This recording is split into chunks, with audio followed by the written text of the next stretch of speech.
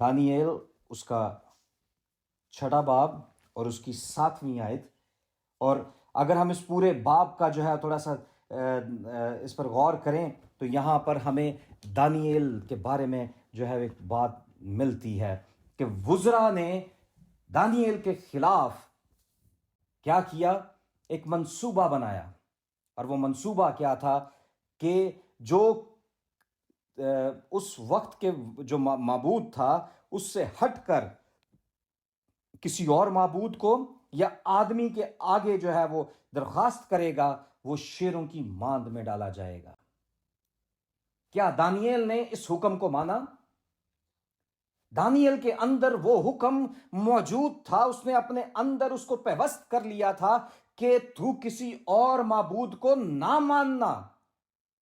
دانیال اس بات پر پختہ تھا، وہ اپنے باتوں میں اٹل کھڑا تھا کیونکہ اس کا رابطہ خدا کے ساتھ تھا. وہ جانتا تھا کہ ایک ہی معبود ہے جو سارے کاموں کو کرنے کی قدرت رکھتا ہے. اور اسی وجہ سے جب اسے یہ بتایا گیا کہ جو بھی جو ہے وہ غیر معبودوں کے وہ جو معبود اس وقت اس قوم کے پاس موجود تھا اس سے ہٹ کر کسی کے اور آگے جا کر دعا کرے گا، درخواست کرے گا، وہ جو ہے شیروں کی ماند میں ڈال دیا جائے گا. میرے عزیزو، کیا ہوا؟ اس معبود نے کیا دانیال کی زندگی کو تباہ و برباد کر دیا؟ نہیں میرے عزیزو. جس معبود کو دانیال پکارتا تھا، جس معبود کو دانیال پوجتا تھا، جس سے وہ دعائیں کرتا تھا، جس کے آگے وہ جھکتا تھا، جب اس کو جو ہے وہ شیروں کی ماند میں ڈال دیا گیا تو میرے عزیزو، اے ایماندارو، وہی معبود اس وقت اس جگہ پر ان شیروں کی ماند میں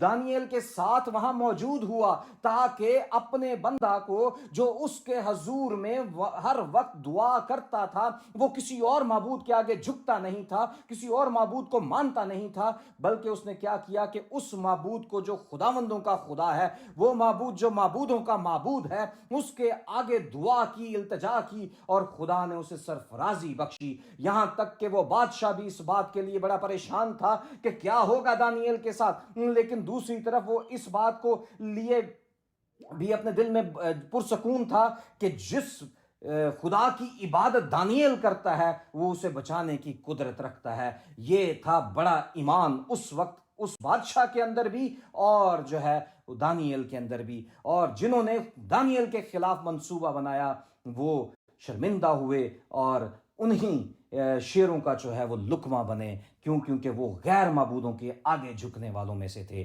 اور جو غیر معبودوں کے آگے جھکتے ہیں، ان کے کیا، جو غیر معبودوں کے آگے دعائیں کرتے ہیں، ان کے دکھ اور درد جو ہیں وہ بڑھ جاتے ہیں. کیونکہ وہ خدا کے بنائے ہوئے معبود نہیں ہیں. صرف معبود ایک ہی ہے، ایک ہی ہستی ہے، اور وہ ہے ہمارا الہی رب کریم. وہ ذوالجلال جو قادر مطلق ہے، وہی خدا جو ہے ہر کام کو کرنے کی قدرت رکھتا ہے.